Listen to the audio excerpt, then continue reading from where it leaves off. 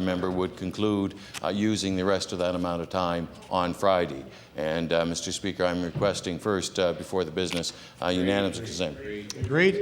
Agreed. Very well. Thank you. So that's agreed. And the business for tomorrow, there'll be two items, resolution number 289 and bill number 2. The motion is that the House adjourn until 2 to 6 tomorrow. Is it agreed? Agreed. All those in favour say aye. Contrary-minded nay. Motion is carried. The House is adjourned until 2 p.m. tomorrow. We've now reached the moment of interruption. The subject of this evening's late debate was submitted by the Honourable Member for Dartmouth North, the Honourable Member for Halifax-Shabukdale.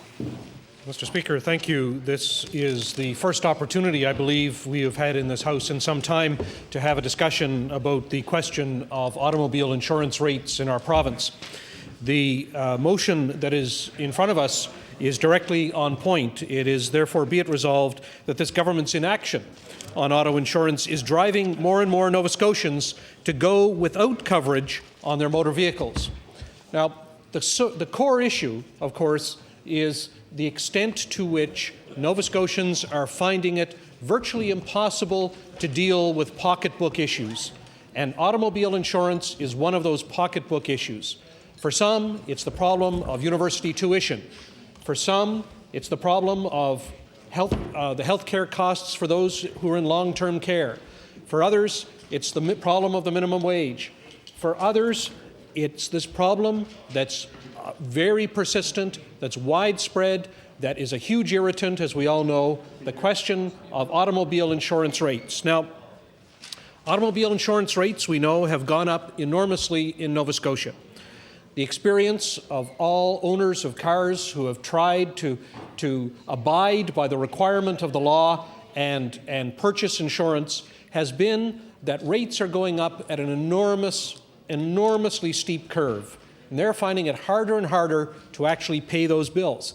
And one of the manifestations of the inability of Nova Scotians, who are not a rich lot, one of the manifestations of the difficulty that Nova Scotians are finding in dealing with this question of steeply rising automobile insurance rates is that, unfortunately, growing numbers of them are being forced into the situation where they're driving, but they're driving without insurance. Now, let's just look briefly at the statistical underpinnings for this assertion, because there's no doubt that the numbers are up. Mr. Speaker, there are two different forms of charges that may arise that lead us to see certain statistics that allow us to draw this conclusion. One is a pure conviction for driving without insurance. This is something we're familiar with, and the figures over the last 5 years have gone up quite markedly. In 1997, 1998, there were 1,855 such convictions. 5 years later, in the 2001-2002 year, that number had gone up to 2,619. I think the minister responsible confirmed certainly that last number earlier today during question period in this House. But the point is the increase, the point is the trend. And that's a marked increase over a 5-year period from 1,855 up to 2,619. This figure is buttressed by another form of conviction or number of case, a form of case that arises, and this is cases requiring proof of financial responsibility to be filed.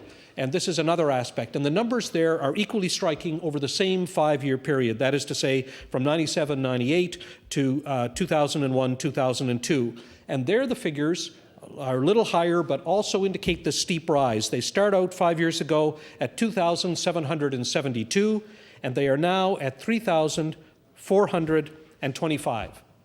Now, I want to say immediately that, of course, with more than 600,000 licensed drivers in Nova Scotia, we have to look at these numbers and be cautious in the way we interpret them. We have to look at this and say, if it's 1% or so, or perhaps less, of the licensed drivers in the province, can we draw any conclusions? The point is the trend. The point is that those numbers are up. And we know that this is the kind of experience that other places, other communities have experienced. I will table in a moment an extract from a newspaper article just recently in the New Glasgow paper. And the article is called Uninsured Drivers on the Rise. And it starts out, at least one county police department is seeing a noticeable increase in the number of uninsured drivers being ticketed and fined. And the article goes on to quote local police officers to that effect. We've also looked at the situation in California, because California is a large state in the United States that has a big population, and the numbers there allow statistics to be gathered. And what we found on the internet homepage of an organization called the Foundation for Taxpayer and Consumer Rights is quite fascinating. And again, I will table an extract from their webpage, because, and I want to quote from it, because they have looked specifically at this question. California has a particular kind of fund that deals with these situations. But let me quote from what they say, this organization. Quote, "The real world tells us that most of the uninsured are not criminals trying to beat the system, but people with no means to comply with the law. The data shows that 87% of the uninsured are good drivers. About 75% of the uninsured are low income. And most know that they need insurance and would buy it if it was affordable. But for them, it is illegal to drive. It is not delinquency or misinformation that leaves over 3 million Californians driving illegally. It is poverty and price gouging. People who cannot afford insurance have to choose to forego other basic living expenses, stop driving altogether, or most commonly, drive illegally. Each one of these scenarios is a serious problem for the driver and leaves the public picking up the tab somewhere." End of quote. And I'll table that. Now, 3 million Californians. What I'm saying is that the potential for the numbers that we have already in Nova Scotia to grow is enormous. And we don't know if the 0.5% or 1% that we have who have actually been convicted or charged with an offense along those lines represent the full extent of the numbers. Everyone knows, of course, that when people are committing offenses, not the full number are going to actually be caught and charged. So we have every reason to think that the numbers are larger. And what we fear is that those numbers are fairly substantial, and just as this organization observed about California taxpayers, the tax-paying public in Nova Scotia will have to pick up the tab at some point, of course, because we have a special fund that deals with uninsured drivers, but of course that's got to come from our tax dollars. Ultimately, that's where it comes from, to cover off. Insurance, of course, is mandatory. And if Nova Scotians are not able to deal with it, if they're not able to pay their bills, many of them will be forced into that situation where they have to make that tough choice. Do I drive even though I don't have insurance? And we're not saying that these people are wicked. We're saying that they're forced through circumstances of being unable to meet the high and rising costs of automobile insurance into that quandary, into that terrible choice. Now, it is a terrible choice. And the consequences for them, if they were involved in an accident, are terrible. And of course, it's an expense to the public purse. What we're trying to do is find ways to deal with the situation so that people are not forced into that situation. And yet we know that with a low minimum wage in Nova Scotia and with unemployment problems, that many Nova Scotians are having a difficult, at the low end of the income scale, are having a terrible time dealing with rising automobile insurance rates. And at the same time, the middle class, even with a reasonable income, are having trouble meeting those costs. The essence of the situation is that something has to be done. The situation just cannot simply be studied. There has to be a promise that something will be done, and that's the fundamental flaw with what we saw most recently from this government. It was a promise to think about it, to consult, to talk. It's fine to consult and talk. What we need is a specific promise that something will be done to reduce those rates. We in our caucus are making that promise. We will find such a way to reduce the rates, to actually reduce the rates that people in Nova Scotia are paying for automobile insurance. I don't hear the government making that promise. They're talking about it. They're wanting to investigate it. That's not good enough, Mr. Speaker. Something has to be done about this problem, and done now. Thank you very much. The honourable member for Cape Breton Nova.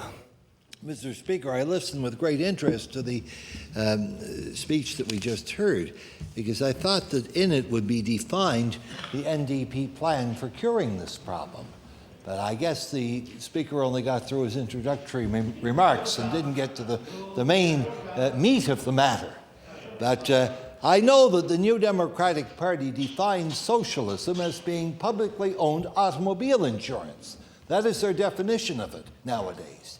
Something like in 1921, when Lenin defined socialism as being Soviet power plus electrification. Well, they've moved on from electrification. Now they're into auto insurance. And they define it as being a publicly owned automobile insurance corporation similar to those found in Manitoba, Saskatchewan, and British Columbia. I've studied the plans in all three provinces. The Manitoba plan was enacted in the early 1970s under the government of the Honourable Ed Schreier, a government that didn't really distinguish itself as being any great advocate or practitioner of socialism, but they did set up Autopac, which was the Manitoba name for a publicly funded automobile insurance corporation. And there was great right-wing opposition to it, and there were placard-waving mobs of right-wingers at the legislature in Manitoba, and I don't know if they behaved exactly as the doctors in Saskatchewan did when they had the doctors' strike there in 1963. Private insurance brokers and their fans were up in arms, quite literally, in Manitoba when that plan was put into effect. And as in Saskatchewan, when the doctors went out on strike, the government stood its ground and said, "We are the government. We've passed a law. Now you guys go back to work and we'll work things out, but we're not going to be overwhelmed by your furor just because you're out there in the yard shouting and screaming." So that plan remained in power even after the NDP government was defeated under the leadership of Sterling Lyon, a Conservative. Sterling Lyon.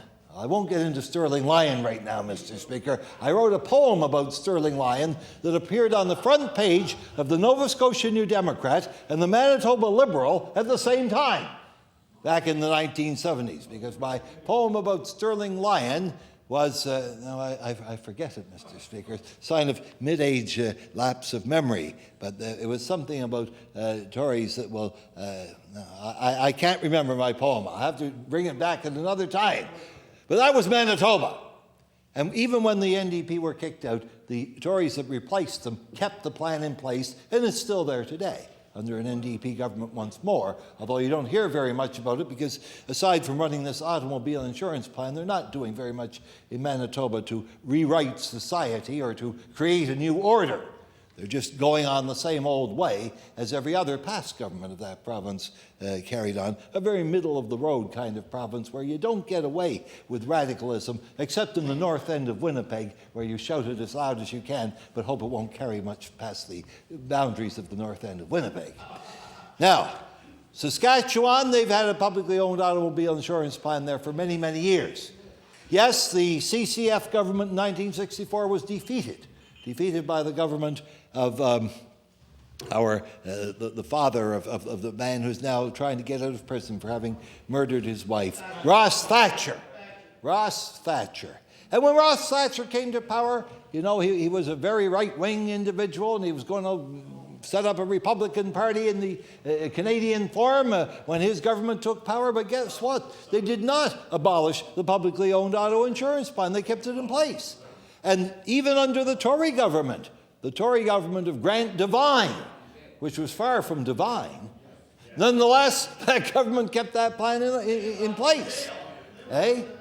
Well, some of them went to jail, but the plan stayed in place, Mr. Speaker. And then you can go to British Columbia, and their experience with NDP government hasn't been too promising. There was the government of Dave Barrett from 1972 to 1975, which legislated the Insurance Corporation of British Columbia. And then back in came the Bennetts, WAC Jr., for a while, and he was replaced in the end by Rita Johnson, and I think she was replaced by Bill van der Zam, which in Dutch means of the salmon. But I won't get into Dutch right now, we'll stay in English. Now, that government, I think the order was actually the other way around. I think Rita Johnson was the last social credit premier of British Columbia and the first female premier of BC. And after that, the government of that province went back to the NDP. Which were in power for 10 years under 3 premiers, and they kept the plan there, whether it was a social credit government or whether it was an NDP government or now a Liberal government. The plan has stayed in place. Now, if that was the answer, you'd think that the NDP would be saying those things instead of me explaining them here to the House. But since they don't say them anymore, I'll say them for them. There. Now, what is the story here in Nova Scotia in whatever time I have left? Well, Mr. Speaker, this party has tried diligently to make this a public issue, but we couldn't get any support from the NDP, nor from the Tories. Leader of this party called about a year ago, I believe, for an all-party select committee of the legislature to meet and come up with a plan, and it could have been the publicly run plan of BC and Manitoba and Saskatchewan, or it could have been something else. We didn't predetermine the outcome, but we did make the proposal.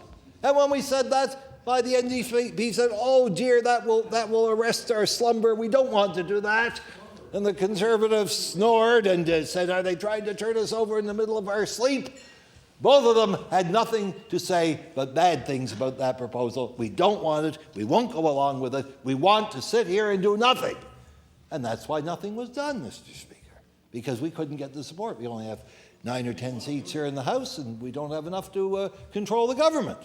So the crisis remained, and it got worse as time went on. And now the election is just around the corner, and they're wanting to create the illusion of action. And they have. I see the Honourable Minister that answers for this is getting up from a seat. It's just a few more minutes and I'll be through. I do want to hear from him because I know he has something to say.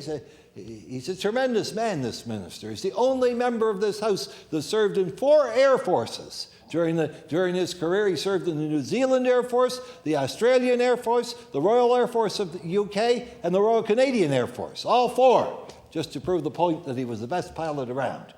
So I'd like to hear from that minister. But I would like to say this before he gets the floor, that, the time for inaction has passed.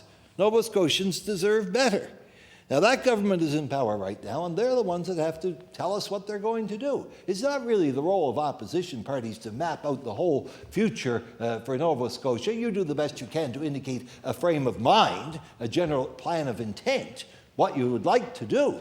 But you can't very well, when you have the limited resources of an opposition as compared to those that the government has at its command, come up with an all-encompassing blueprint for the future, That's something that the government has to do, and we await with interest their newfound vision of the future, because they haven't had much vision at all for the past 4 years, Mr. Speaker, and that's the 4 years that we're trying to judge them by.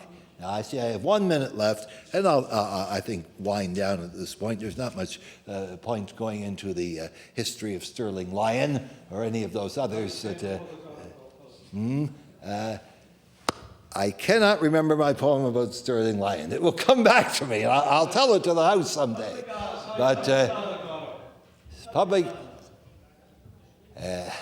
I remember I compared him to R.B. Bennett. Do you want me to get into R.B. Bennett? I only have half a minute left now. We'll deal with R.B. Bennett and Sterling Lyon on another occasion. Right now, I think we should deal with the minister here in the House. That we'll anxiously await your return on your poem. The Honourable Government House Leader. Well, Mr. Speaker, it's always a pleasure to follow the honourable member for Cape Breton Nova, because it leaves a wide range of topics which one can cover in response to his remarks. You know, Mr. Speaker, I listened with interest to the member from Halifax, Shabukto, and it always amazes me that the NDP always believe that they have the answer to every problem that was ever confronting mankind. And insurance concerns at the present time, Mr. Speaker, in this province are very real. And I would suggest to you that the NDP response, which was to evidently have a select number of their members go out around the province and speak to people and come back with no definite direction from the people that they spoke to, who then decided on their own that the answer was a publicly funded insurance scheme along the same lines as they have in Manitoba and Saskatchewan and in the province of British Columbia. And then, Mr. Speaker, they accused the government of not doing anything and not doing it now. What in heaven's name do they think is going to be the time frame to put in place a public insurance scheme for auto insurance in this province? First of all, I don't even think we can do that at the present time under the NAFTA arrangements. I noticed the member from Halifax, Shabukto, is nodding his head. He agrees. So we cannot do it. Well, Mr. Speaker, we have a difference of opinion as to whether you can or whether you can't, but I would suggest to them that by the time we get that sorted out, we won't be through the next election, we'll be through the election after the next election. You're not here, we'll show you how fast it can be done. Mr. Speaker, I have never yet seen the NDP come forward with any solution to any problem that can be carried out by any government in power. It's very, very easy when you're in opposition to stand in your place and make all kinds of remarks that will solve a problem, but however will probably bankrupt the province in the process. Mr. Speaker, the problem that we face in this province at the present time is shared by every province across this country, including those, Mr. Speaker, that have a publicly financed system. Every province and every state in the United States share this same problem. Auto insurance premiums are increasing in leaps and bounds, and, Mr. Speaker, we have to do something about it. First of all, I was asked a question by a member of the media about a week or 10 days ago as to what would be a reasonable price for insurance. And I said, I don't know, and I really don't know. I don't know whether our present rates are fair or not. And that is why, Mr. Speaker, in February of last year, we took the first step in a plan to solve this problem. And that was to have the UARB examine the rates charged by the insurance industry. And they have done that, Mr. Speaker. They completed their deliberations, I think it was in November sometime of last year, but they still have yet to come forward with their solutions or with their results of the hearings that they held. But, Mr. Speaker, I can tell you that in my own mind, rates are too high. And I think most people agree with that. But, Mr. Speaker, that's only half the problem. There's another basic problem that we have within our insurance scheme and schemes in this province that affects all people. And that is, some people are young, and some people are old, and some are in between. And each one of those age sections are individually assessed not on their driving experience, not on the number of accidents they've had, not on whether or not they've been charged several times with infractions of the Motor Vehicle Act. They're charged specifically because they're a young person and supposedly a new driver, or they're an old person and they're a doddering idiot, or they're a person in the middle who's got his worries about his family, etc., so that he's not paying attention to what he's doing on the road. So, Mr. Speaker, that's a problem we've got to solve. Drivers should not be rated according to age. They should be rated according to their driving experience. Secondly, Mr. Speaker, we have the problem that insurance companies are rating drivers, insuring drivers, based on the age of their vehicles. Now, some people may have a vehicle that's 20 years old that's a lot better than the vehicle I'm driving out there, which is only 2 years old. What in heaven's name has the year in which a vehicle is built apply to the insurance policy that a driver should be paying? It just doesn't make sense, and it isn't fair. Mr. Speaker, there's also the fact that a person may have an insurance agent down in Yarmouth, and he moves up to the city of Halifax, and he applies for insurance in Halifax through a different agent. And he comes into a new insurance company, and he's charged as a new customer to that insurance company, and his rates go up just because he's a new customer. He's got a history in Yarmouth, but that doesn't make any difference. He's a new applicant in the city of Halifax to a different insurance company. That's not fair. So, Mr. Speaker, I think there are many things we have to examine when we look at insurance. We have to have a system that's fair. It has to be universal because we demand that people carry insurance. People that don't carry insurance, as a member from Halifax, Shabakto said, that are driving vehicles without insurance, they're committing an offence. And it's a very serious offence, Mr. Speaker, because there's no telling whenever any of us can have an accident. And we may possibly run into a school bus, heaven forbid. We may swerve off the road onto the sidewalk and knock down several people and injure them or maybe even kill them. If you don't have insurance, Mr. Speaker, we're told that those folks will be covered under the what is it called? The unsatisfied judgment fund, and I'm not too sure if that's the same name for that fund today. Somebody may correct me. It is. Okay, we have that fund in place. It's not paid for by the taxpayers. It's paid for by the insurance companies. And that's a fund that builds up, and it's a substantial amount, but it has a cap on it. It has a cap on it, Mr. Speaker. So it's not the same as being, if you're struck by a person that's carrying insurance, well then, at the present time, there is no cap on the type of recompense that you would get through the court system. Under that unsatisfied judgment fund, there is. So, Mr. Speaker, what I'm saying is, we went out and we established whether or not the rates could be substantiated by the insurance companies. And we asked the UARB, and that's part of their mandate, and that's what they're supposed to do. But that was step one. The second thing, Mr. Speaker, that interested the government and seemed to be something that was wanting was people didn't understand what they were buying when they went to the insurance agent to buy their insurance. So we put out a booklet, Mr. Speaker, which was a consumer guide, and it was called A Consumer's Guide to Buying Auto Insurance. We had about, I think, 20,000 of these go out across the province, either being taken off the website or else in hard copy. And this just outlines to people what they should be looking at, what they should be talking to their insurance agents about when they go into their broker to buy insurance.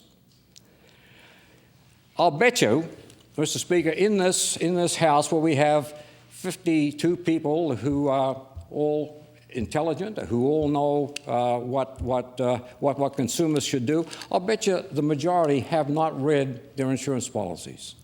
They don't know what's in the fine print of their insurance policies.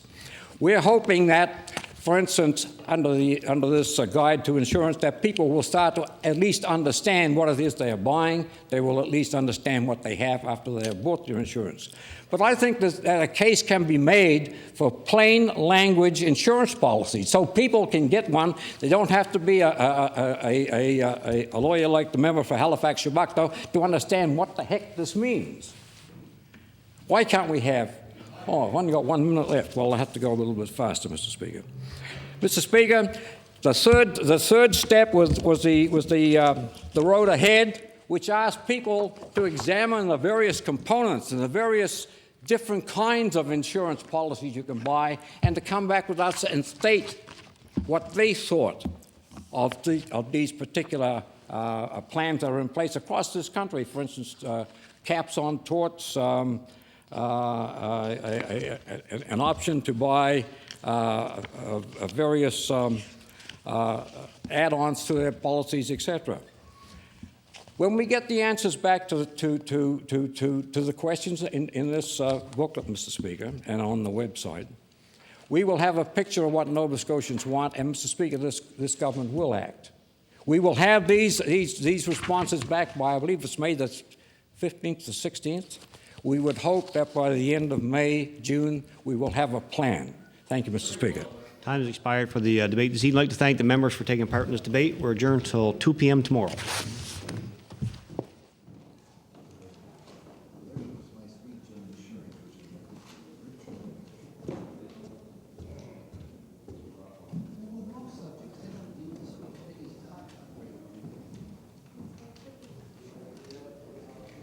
Pretty sure so.